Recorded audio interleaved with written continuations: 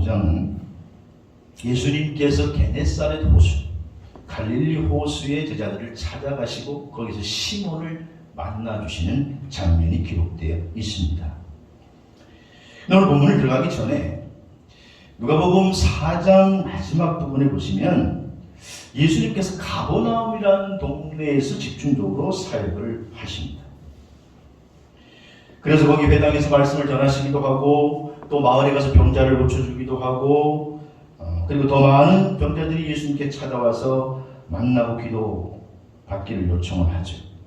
근데 누가복음 4장 마지막 43절 마지막 부분 43절에 보시면 예수님께서 더 이상 그 마을에 머물러 있으시기를 거절하십니다. 왜 그랬을까? 43절에 보시면 예수께서 이르시되 내가 다른 동네에도 하나님 나라의 복음을 전하야 하리니 나는 이 일을 위해서 보내심을 받았다. 그래서 나는 여기서만 복음을 전하면 안 되고 다른 마을에 가서도 하나님 복음을 전해야 한다. 그것을 위해서 내가 이 땅에 왔다. 다시 말하면 예수님께서 이 땅에 오신 목적이 무엇인지를 분명하게 말씀하고 계십니다. 그는 한 마을이 아니라 다른 마을, 모든 마을, 한 도시가 아니라 모든 도시, 한 민족이 아니라 모든 민족에게 하나님 나라의 복음을 전하시기 위해 오셨다는 것입니다. 그래서 누가복음 4장 마지막 44절 보시면 갈릴리 여러 회당에서 전도하신다. 그러니까 한 곳이 아니라 여러 곳에서 복음을 전하셨다. 그리고 이어지는 말씀은 본문인데 누가복음 5장의 첫 번째 사건이 예수님께서 예수님의 제자 중에 으뜸이었던 시몬 베드로를 찾아가시는 장면, 만나주시는 장면이 소개되어 있습니다. 왜 예수님께서 그를 제자로 부르셨을까? 왜 게네사렛 호수까지 찾아가셨을까? 그를 만나기 위해서, 그를 예수님의 동력자로 삼기 위해서, 다시 말하면 그를 하나님 나라의 복음을 전하는 일꾼으로 세우시기 위해서 시몬 베드로를 필요로 하셨다는 것이죠. 먼저 예수님이 이른 아침에 시몬의 배에 오르셔서 육지에서 배를 조금 띄우고 우리에게 말씀을 전하십니다. 근데 그때 베드로는 사실 몸도 마음도 지친 대로 지친 상태라 멍하니 그냥 예수님이 전하는 말씀을 듣습니다. 그리고 오늘 말씀이 끝나는데 예수님께서 베드로에게 다가오셔서 표정을 보니까 베드로가 좋지 않거든요. 고기를 잡지 못했어요. 깊은 데로 가서 그물을 내라. 그렇게 말씀하셨어요. 그리고 그렇게 했을 때 한 번 그물질에 2배에 가득 차게 되었다는 것입니다. 그러니까 다른 어부들은 깜짝 놀라 이게 무슨 일이냐? 이게 웬 행전이냐? 그리고 있는데 시몬 베드로는 벌벌 떨면서 주여 나를 떠나소서 난 죄인입니다. 이때 예수님께서 누가복음 5장 10절에 이제 이후로는 너는 사람을 취하리라. 마태복음 표현하면 사람 낚는 어부가 되리라. 그렇게 말씀하시죠. 다시 말하면 하나님과 상관없는 사람들에게 이제 하나님 나라의 복음을 전해서 그들 또한 하나님의 사람이 되게 하시겠다. 나는 앞으로 이 일을 위해서 너를 불렀고 찾아왔고 너는 이 일을 위해서 살아야 한다. 시몬에게 사명을 주시는 게 오늘 본문 말씀의 핵심입니다. 이것을 통해서 우리는 그리스도인이 된다는 게 무언가 그것을 알 수가 있습니다.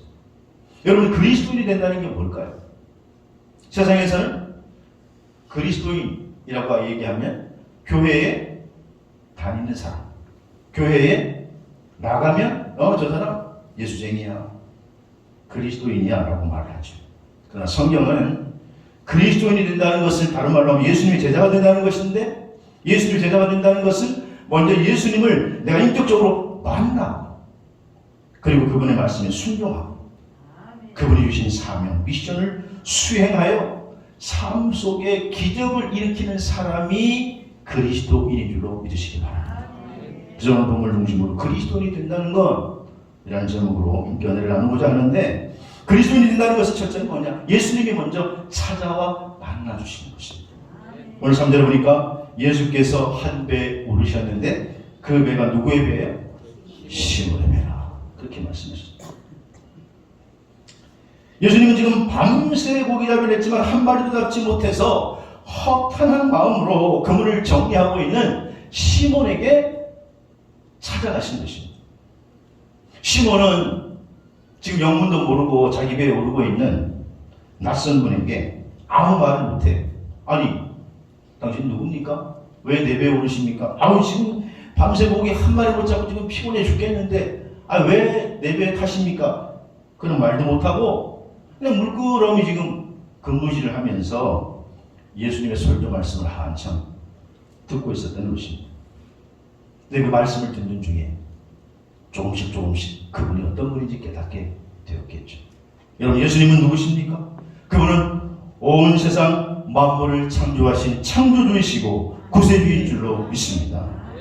그런 예수님이 지금 갈릴리 바다의 어부에 불과한 한 사람이 시몬, 그를 찾아와 만나주셨다는 것입니다. 이 상황은 여러분, 이거 말도 안 되는 사실, 엄청난 사건이에요.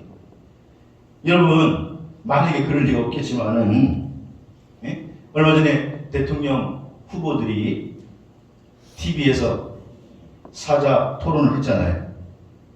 보셨죠? 그런데 그 유명한 여당 후보나 유명한 그 야당 후보가 오늘 나를 만나고 늘 만나 교회 예배를 오겠다. 그래가지고 온다고 하면 어떤 일이 벌어질까요? 난리가 나겠죠. 여기 벌써 밖에 기자들이 막 북새통을 두고 뭐 때문에 찾아온대? 뭐 때문에? 무슨 관계래? 무슨 관계? 그러면서 완전히 빅뉴스가 될 거예요. 근데 여러분, 이보다 더 큰 빅뉴스가 뭐냐? 오늘 내가 여기 앉아있는 것이 하나님이 나를 찾아오신 결과라는 것을 믿으시기 바랍니다. 여러분, 오해하지 마십시오. 혹시 여러분들 이 자리에 앉아있는 게 내가 내 발로 찾아왔는데 내가 내 스스로 예수 믿겠다고 결정해서 교회에 오게 된 것이지. 그렇게 생각하십니까? 근데 성경은 이렇게 말합니다. 요한복음 6장 44절을 보니까 나를 보내신 아버지께서 이끌지 아니하시면 아무도 내게로 올 자가 없다. 그리고 오는 그를 내가 마지막에 다시 살리리라. 내게로 온 자는 마지막에 다시 살리리라. 우리는요, 마지막에 다시 살아나는 부활하는 영생의 소유자인 줄로 믿으시기 바랍니다. 그리고 고린도전서 12장 3절에는 성령으로 아니하고는 누구든지 예수를 주시라 할 수 없느니라. 여러분이 예수님을 주님으로 믿으십니까? 주님으로 고백하십니까? 그러면 여러분의 마음속에 이미 성령 하나님이 찾아오신 줄로 믿으시기 바랍니다. 성령께서 이미 여러분 마음을 감동시키신 거예요. 그래서 이끌어 주셨기 때문에 오늘 내가 예수 믿게 됐고 이 자리에 오게 된 것이에요. 그러면 믿음이라고 하는 것이 뭐냐? 믿음이라고 하는 것은 친히 나를 찾아오신 주님을 내가 내 삶의 주인으로 모시는 것, 인정하는 것이 믿음인 줄로 믿습니다. 여러분, 기독교가 다른 종교와 다른 점이 여기에 있습니다. 다른 종교는, 일반 종교는 인간이 신을 찾아가는 거예요. 인간이 신을 만나야지 뭐 문제를 해결하고, 인간이 신을 만나야 뭐가 좀 달라지니까 신을 찾아가기 위해서 그냥 영험하는 것만 있으면, 뭐 영험하게 보이는 것만 있으면 아이고 저기 신인가 보다 해가지고 큰 말 밑에 가가지고 비난이다 큰 나무 밑에 가가지고 비난이다. 그리고 또 다른 종교는 내가 고행을 하고 살생을 하면 안 된다 그러니까 안 하고, 뭐 고행을 하고 절을 하고 정성을 들여서 애를 쓰고 때를 써야 겨우 신에게 다가갈까 말까. 하지만 기독교는 아니에요. 신이 인간을 찾아오신 거예요. 하나님이 나를 만나시기 위해서 찾아오신 거예요. 예수님이 시몬을 찾아가신 겁니다. 금년 2021년 살아가는 동안에 게네사렛 호숫가에 실패한 시몬, 지금 낙심하여 아무것도 없는 시몬, 빈털터린 시몬, 밤새 수고해도 거두지 못한 시몬을 찾아가 만나주신 예수님이 오늘 동일하게 우리를 만나주시고 우리를 찾아와 주실 줄로 믿으시기 바랍니다. 대부분의 성도들은 일이 잘 되면, 잘 풀리면 주님을 만나고 주님을 알아보겠지 생각하지만 그러나 사실은요, 힘들 때, 어려울 때, 병들었을 때, 실패했을 때 대부분 찾아오시는 주님을 만나게 됩니다. 그래서 우리 성도는 고난 중에도 결국 합력하여 선을 이루는 줄로 믿으시기 바랍니다. 창세기 18장에 보면 하나님 아브라함을 찾아가시는 장면이 나오는데 열사의 뜨거운 태양이 내리쬐고 있을 때 아브라함이 더위에 지쳤는지 장막 문 앞에서 한숨을 쉬며 쉬고 있는데 저 멀리 희미한 그림자 세 개가 장막을 향해 걸어옵니다. 아브라함이 즉시 나가서 이 하나님의 사자구나 알아보고 그분들을 영접하고 부엌에 가서 떡을 준비하라고 하고 송아지를 잡으라고 합니다. 그리고 그들을 대접을 합니다. 대접을 잘 받은 이 손님들이 창세기 18장 9절 이하에 보니까 아브라함이 묻습니다. 네 안에 사례가 어디 있느냐? 예, 장막에 있습니다. 그래, 내가 내년 이맘때 다시 찾아올 텐데 그때 내 아내에게 아들이 있으리라. 근데 그때 아브라함의 나이가 99세입니다. 99세가 된 아브라함에게 나타나서 내년 이맘때 네 아내가 아들이 있으리라. 그래서 아브라함이 믿지 않지만 아브라함이 그 약속을 잃어버렸지만 그러나 하나님이 다시 나타나서 약속해 주십니다. 아니다. 네 아내에게 반드시 아들이 있으리라. 결국 아브라함은 노년에 아들 이삭을 얻는 축복을 경험하게 되는 줄로 믿습니다. 여기서 우리는 깨달을 수 있는 게 뭐냐? 하나님은 찾아가시는 하나님, 찾아오시는 하나님, 그리고 찾아와서 우리에게 말씀해 주시는 하나님이라고 하는 사실을 깨달을 수 있다는 것입니다. 아브라함에게 찾아오셔서 내년 이맘때 아들을 주겠다 약속하듯이 오늘 우리에게도 찾아오셔서 약속해 주시는 주님인 줄로 믿습니다. 유명한 톨스토이 작품 중에 파파파노의 크리스마스라고 하는 작품이 있는데 러시아의 한 작은 마을에 파파파노라고 하는 구두 수성공 할아버지가 살았습니다. 근데 이 파파파노가 크리스마스 이브에 잠이 들었는데 꿈에 예수님을 만났어요. 예수님께서 야, 내가 내일 크리스마스에 너희 집을 방문할 것이다. 그렇게 얘기하는 거예요. 이 할아버지가 얼마나 좋은지. 그래서 집을 깨끗하게 청소하고 난로 위에 커피포트를 올려놓고 부글부글 끓이고 있고 그리고 예수님을 기다리는 거예요. 아침부터 예수님을 기다리는데 예수님은 보이지 않고 아침에 이른 시간에 청소부가 청소를 하는데 너무 추워 보입니다. 오늘처럼 날씨가 추웠는지. 그래서 아이고 들어오라고 그리고 따뜻한 커피를 주고 몸을 녹여주었습니다. 점심때가 되는데도 예수님은 보이지 않죠. 밖을 내다보니까 그때 마침 누더기 옷을 거친 여인이 호디불에 아기를 안고 추위에 벌벌벌 떨고 있는 거예요. 이 파파파노 할아버지가 그 모습을 보고 아이고 좀 들어오라고 그리고 그 누더기 옷을 입은 여인과 아이를 집에 들어오게 해 보니까 아이의 발이 맨발이에요. 새파랗게 그냥 얼어있는 거예요. 그 신발이 마침 하나 있어 신발을 신겨주니까 딱 맞는 거예요. 아이와 여인이 너무 행복하게 미소를 짓고 나갔습니다. 저녁이 됐는데도 예수님은 오시지 않죠. 어제 분명히 오신다고 했는데 내가 혹시 못 본 건가? 기다리고 있는데 그때 마침 저녁을 준비하면서 스프와 빵을 대고 있었는데 거지들이 지나갑니다. 할아버지는 그래 좀 들어오라고 하자. 그리고 그 거지들에게 스프와 빵을 나누어주고 보내죠. 시간은 흘렀고 해는 뉘엄뉘엄 넘어가 버리고 말았습니다. 파파파노 할아버지가 이게 꿈이어서 그랬나? 혹시 내가 지나가는 예수님을 놓쳤나? 분명히 오신다고 했는데 꿈속에 들었던 주님의 음성이 분명한데 근데 다시 주님의 음성이 들립니다. 그러니까 이 파파파노 할아버지가 주님 도대체 어디에 계십니까? 물었더니 나는 어저께 너 가게에 3번이나 방문을 했단다. 예? 오신 적이 없는데요. 한 번은 청소고 두 번째는 아기를 낳는 누추한 여인으로 세 번째는 거지로 방문을 했었지. 그리고 나에게 베푼 사랑을 나는 기억하고 있단다. 여러분 이 이야기에서 언제나 예수님께서는 사람을 통해서 우리에게 찾아오신다는 것을 우리가 알 수가 있습니다. 우리가 신앙생활 할 때에 주님이 나를 찾아오셔요. 근데 찾아오실 때 예수님의 그 알고 있는 모습으로, 그 다음에 거룩한 음성으로 신목사야 신목사야 신목사야 나다 이렇게 직접 주님의 음성을 들려줄 때는 거의 없습니다. 목회하면서 보니까 거의 하나님 말씀으로 우리에게 깨닫게 해주시고, 때로는 신비한 체험을 통해서 알게 해주시지만 대부분 하나님의 말씀으로 깨닫게 해주시는 거예요. 오늘 우리도 마찬가지. 이 자리에서 우리 예배를 드리지만 하나님께서 우리를 이곳까지 이끌어 주셨는데, 여러분 누구를 통해서 이끌어 주시느냐? 사람을 통해서요. 때로는 내 아내를 통해서, 때로는 친구의 모습으로, 때로는 부모의 모습으로, 때로는 전도자의 모습으로 나를 찾아오신 줄로 믿습니다. 오늘 본문에도 예수님이 시몬이라고 하는 보잘것없는 어부에게 직접 찾아가 주셔서 그를 만나 주셨을 때 그의 운명이 바뀌는 거예요. 이사야 43장 1절에 보시면 주님께서 너는 두려워하지 말라. 내가 너를 지명하여 불렀나니 너는 내 것이라. 그리고 사랑하는 성도 여러분, 금년 1년 살아가는 동안에 여러분을 순간순간 찾아가는 예수님을 만나시고 영접하시고 그분과 동행하는 임마누엘의 삶이 되시기를 주의 이름으로 축복합니다. 두 번째로 우리 그리스도인이 된다는 것은 뭐냐?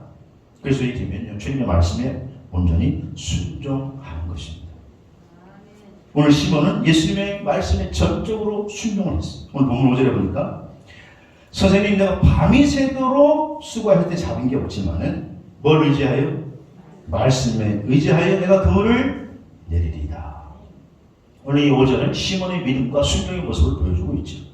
여러분 시몬은 갈릴리 바다에서 태어나서 갈릴리 바다에서 자라났고 갈릴리 바다에서 어부가 돼서 갈릴리 바다에서 잔뼈가 굵은 하여튼 갈릴리의 전문가예요. 고기 전문가.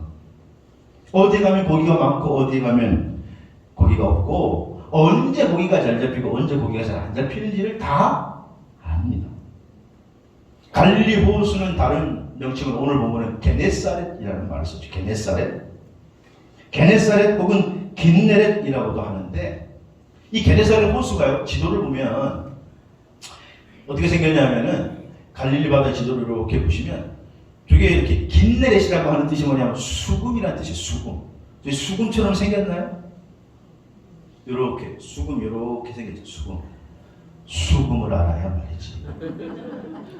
수금처럼 생겨서 긴네렛이라고 하는 뜻이 있는데 이 갈릴리 호수 전체가 수금으로 생겼기 때문에 긴네렛 호수다. 갈릴리 호수다. 근데 호수가 너무 크니까 갈릴리 바다라고도 하고 또 티베리아 바다라고도 합니다. 근데 이 갈릴리 바다는 저 북쪽의 헬몬산의 눈과 얼음물이 녹아서 형성된 호수이기 때문에 물이 차갑고 또 당시 예수님 당시 공해시설이 있어봤자 얼마나 있었겠어요. 그러니까 물이 깨끗하겠죠. 그래서 갈릴리 바다에서 그물질하는 어부들에게는 상식이 있는데 그게 뭐냐? 물 너무 맑기 때문에 그물질을 해도 당시에는 나이염이 나오기 전이니까 세마포 그물질이니까 그물 그 색깔이 하얗단 말이에요. 여러분 고기가 아무리 눈이 나빠도 하얀 색깔을 구별합니다. 그물이 자기에게 다가오면 도망간단 말이에요. 그러니까 낮에는 고기를 잘 못 잡고 밤에 돼야 고기가 잘 잡히고 깊은 데는 물이 더 찰 거 아니에요. 그러니까 얕은 데 고기가 더 많겠죠. 근데 지금 예수님께서 뭐라고 말씀하시느냐? 얕은 데도 아니고 깊은 데 가서 밤도 아니고 아침에 낮에 고기를 잡으라 그러니 베드로가 알고 있는 이성과 상식에는 전혀 맞지 않는 것입니다. 여러분 같으면 어떻게 하시겠습니까? 그런데 그럼에도 불구하고 베드로가 주의 말씀에 순종을 했다는 것입니다. 내 생각과 상식이 벗어난다 할지라도 여러분 믿음이라고 하는 것은요, 나를 주님에게 맡기고 내려놓는 거예요. 주의 말씀에 순종하는 거예요. 그래서 주님께서 깊 들어가서 그물을 내려봐라 그러니까 이오쇼. 아니 내가 이 바다에서 지금 산 지가 몇 년째인 줄 아시오? 아니 뱃사람도 아닌데 당신은 그런데 깊은 데로 가서 그물을 내리라고 이 사람이 이게 정신이 있나 없나 막한 맥혀가지고 말이야. 아니 그렇게 얘기하지 않았다고 말이에요. 베드로가 어떻게 반응했습니까? 오히려 말씀에 의지하여 그물을 내리리다. 그렇게 순종했더니 그물이 찢어질도록 만선의 기적을 경험하게 될 줄로 믿습니다. 그 말씀에 의지하여 순종하는 저와 여러분 되시기를 주의 이름으로 축원합니다. 말씀에 의지한다라고 하는 것은 내 생각이 기준이 아니죠. 뭐가 기준입니까? 하나님 말씀이 기준입니다. 자꾸 우리가 내 기준에 맞춰놓고 순종하려고 하면 그건 온전한 순종이 아니에요. 그래서 기도도 자꾸 하나님께 드리다 보면 차원 높은 기도는 뭐냐 하면 하나님의 생각에 내 생각을 맞추는 거예요. 물론 우리가 하나님께 이것도 구하고 저것도 구하고 구하는 기도도 드려야 되지만 차원 높은 기도는 내 생각을 주장하는 게 아니라 내 생각을 하나님의 생각에 조율하는 거예요. 조율. 악기를 원래 치려고 하면 조율을 먼저 해야 되거든요. 그런 것처럼 내 생각을 하나님의 생각에 조율하는 게 사실은 수준 높은 기도. 수준 높은 신앙생활은 뭐냐? 하나님 말씀에 내 삶을 조율하는 거예요. 온전히 순종할 때 주님께서는 복된 한 해로 2020년 승리하게 인도해 주실 줄 믿으시길 바랍니다. 유학생들의 그 집회인 코스터라고 하는 그 코스타 인기 강사 이문희 선교사가 있는데 이분이 쓴 책 나는 이렇게 순종했다라는 책이 있어요. 거기서 그분은 자신이 아프리카 선교사로 가게 됐는데 그 과정에 많은 갈등을 겪으면서 처음에 하나님의 뜻을 알지 못해서 우왕좌왕하고 그러다가 하나님은 헤매는 과정을 통해서 이 선교사님에게 이제 말씀의 확신을 주셨는데 그래서 그는 이 책을 통해서 말하기를 하나님 말씀에 순종했다고 할지라도 그 일을 통해서 하나님과 멀어지면 신앙이 무너지고 있다면 그건 하나님의 음성이 아니다 라고 하면서 하나님 말씀은 늘 긍정적이고 하나님은 하나님을 더 사랑하게 만든다. 우리의 신앙을 통해서 그렇게 간증해요. 그리고 이 선교사님이 이 책을 통해서 자신의 삶을 간증하면서 고백하기를 이렇게 말합니다. 순종이 익숙해지면 불순종하기가 힘들어진다. 순종이 익숙해지면 뭐가 힘들다고요? 오히려 불순종하기가 힘들어요. 그러니까 순종이 힘든 게 아니라 오히려 하나님께 불순종하기가 힘들어진다. 이렇게 고백하는 거예요. 여러분 오늘 베드로는 자기 것을 다 내려놓고 말씀에 의지해서 그물을 내렸을 때 이게 베드로의 삶에 완전히 터닝 포인트가 돼가지고 기적을 경험하게 된 줄로 믿습니다. 2022년을 살아가면서 여러분 믿음이 뭐냐? 하나님 말씀에 순종하는 거예요. 근데 그 순종의 기준은 뭐냐? 내 생각, 내 경험이 아니고 하나님 말씀. 그래서 하나님 말씀을 품고 하나님 말씀을 듣고 하나님 말씀을 늘 가까이 함으로 2020년 승리해가 되시기를 주의 이름으로 축원합니다. 세 번째로 그리스도인이 된다는 것은요. 기적의 주인공이 되는 거예요. 오늘 7절에 보니까 주의 말씀에 순종했을 때에 2배의 채움에 잠기게 되었더라. 그러니까 시몬이 지금 자기 생각을 다 내려놓고 깊은 데로 그물을 내렸을 때 웬일이냐? 그물을 거두는데 뭐가 파닥파닥 하는 거예요. 처음에는 안 믿었겠죠. 이게 뭐야? 뭐가 수풀이 걸려가지고 이렇게 파닥파닥거리나 이게 뭐나? 거두었는데 얼마나 그게 많이 잡혔는지 자기 배로 안 되니까 옆에 친구의 배를 오라 그래가지고 자기 배도 가득 차고 친구 배도 가득 차게 되었더라. 기적이 일어나게 되고 여러분 하나님의 기적은 순종을 통해 일어나게 되는 줄로 믿으시기 바랍니다. 사도행전 9장에 보면 두 가지 중요한 사건이 나오는데 사도행전 9장 1절에서 31절까지는 사울이 바울로 회심하는 그 과정이 나오고 32절부터 마지막 절까지는 베드로가 성령을 받고 난 이후에 사역하는 모습이 소개돼요. 오늘 본문의 주인공인 시몬 베드로가 성령 충만한 다음에 사도로서 사역을 하는데 예루살렘에 당시에 박해가 일어나니까 예루살렘에서 피해서 사마리아로 갑니다. 룻다로 피신니다. 룻다로 가서 거기 마침 중풍병으로 8년이나 누워있던 애니아라고 하는 여인을 만나게 돼요. 그리고 이 시몬 베드로가 애니아에게 내 자리를 들고 전도하라 한마디 합니다. 그러니까 8년 동안 누워있던 애니아가 벌떡 일어나는 모습이 소개되어 있어요.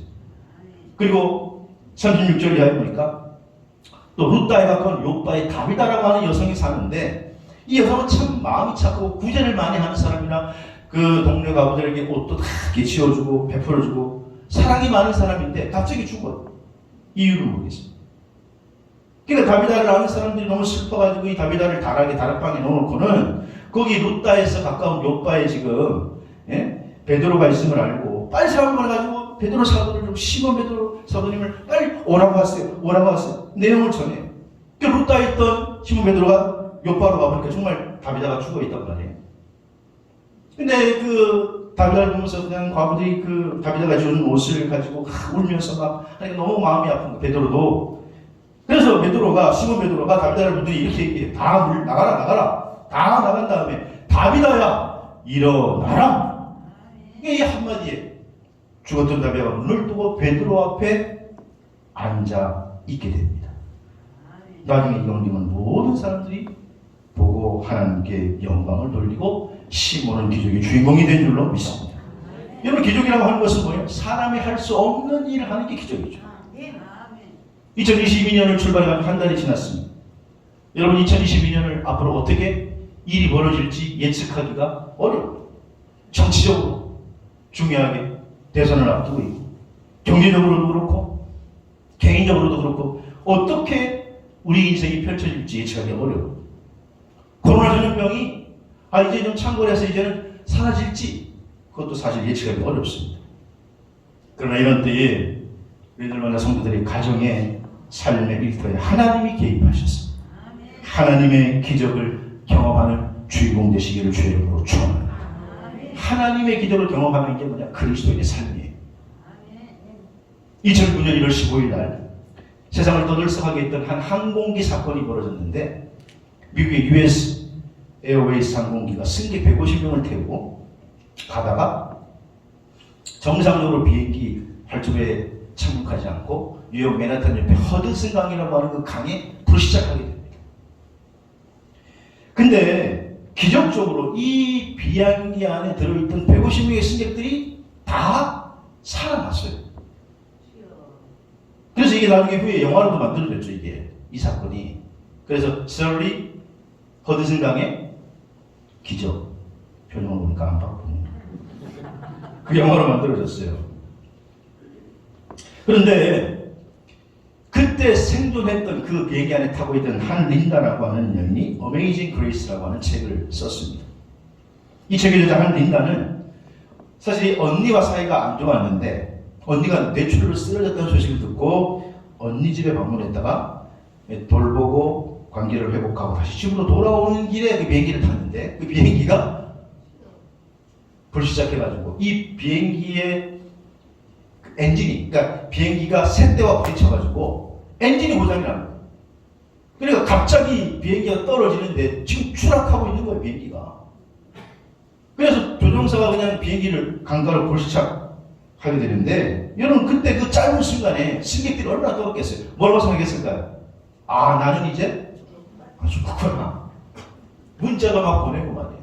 그 순간에. 생사를 알 수 없는 상황이 벌어진 거예요. 이 책의 저자인 한 린다도 얼마나 그때 하나님께 간절히 기도했는지 막 기도하다 보니까 막 자기가 피범벅이 되더니 사고 난다 했더니 자기 얼마나 간절히 했는지 코에 실핏줄이 터져가지고, 그래가지고 피가 코에 피범벅이 될 정도로 막 하나님께 간절히 기도했는데 살아나게 된 거죠.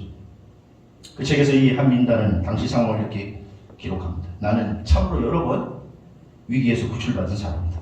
주님은 나에게 세 번의 기적을 베풀어 주셨다. 첫 번째는 허드슨 강에서 그 비상 착륙하는 비행기 안에서 나의 생명을 살려주셨다.